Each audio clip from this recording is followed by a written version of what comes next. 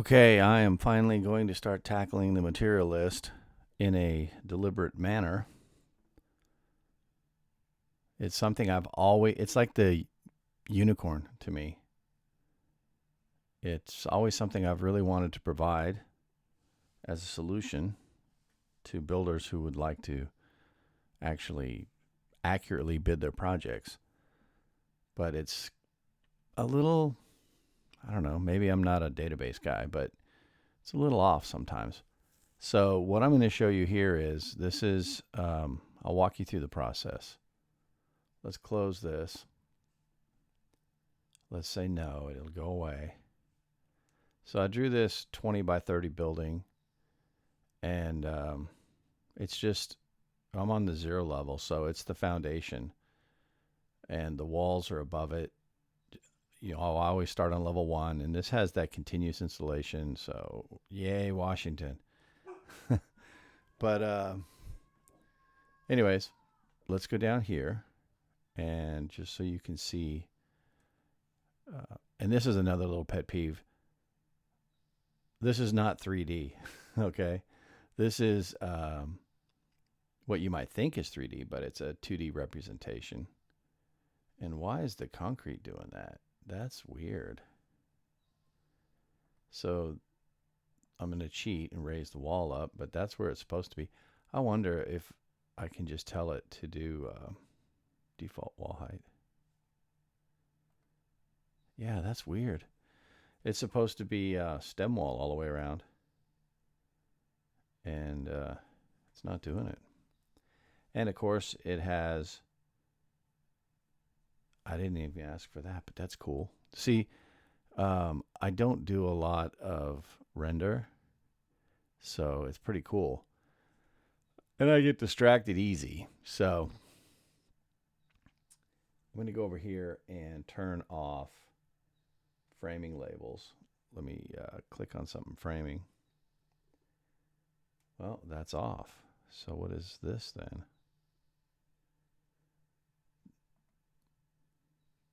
Huh. There are no labels turned on. And yet, you see that? Why is it doing that? So, wow. Great Scott. Exactly. Anyway, so there's a couple glitchy things here already. I don't know why that's dropped. The floor system is supposed to be dropped. What I'm trying to do is sometimes I'll have a project where there'll be joists with joist hangers. And then sometimes, like if this wall came in and over to the right, you might get joist hangers on both joists. So I want to add an accessory, which is hardware, 1-for-1 for these type of joists. And then I'm going to create a different kind of joist. Let's see, where is that? Where's framing joists?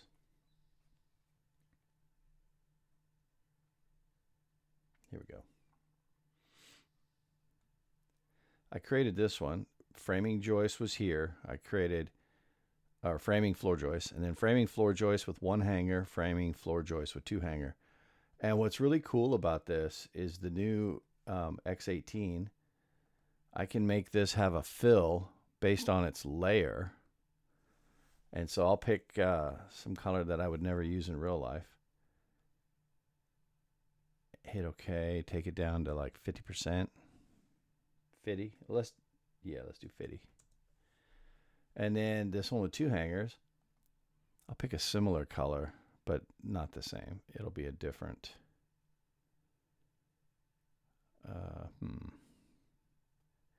I did that bombastic one. Let me do this one. Hit OK. 50. Great Scott. Okay, so I got 2 different pink colors. And what that's going to do. Oh, they're too close together.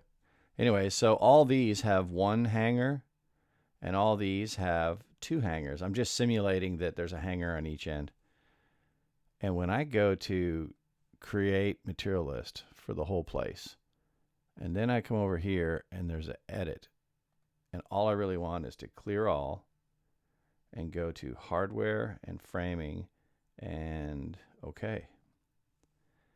What it shows me is I have 39 hangers, and then on the ones that get 2, I have 10 hangers. So I have a total of 49 hangers for this project if I design it correctly. Let me see what the Great Scott was all about.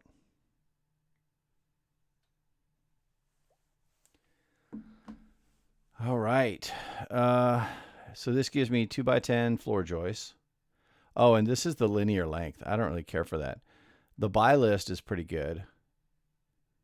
It tells me to buy 10 footers, which is good because the building's 20 feet across. So 10 footers would work. In fact, let me think about that.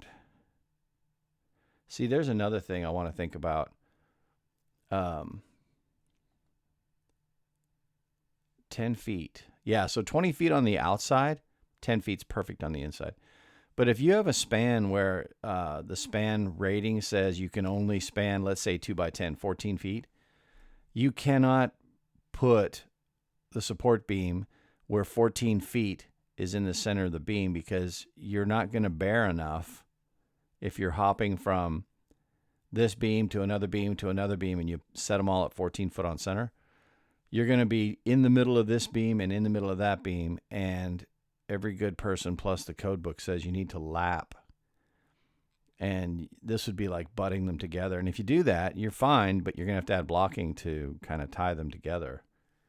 More time, more nails, more material. So set this beam at like 13.8, and that'll give you 4 inches. So like you would set the first beam 13.8, and then the next one 13.8, next one 13.8 on center. And in that way, these 14 footers would overlap enough that you could nail through both and into the beam. And the Great Scott needs to be answered.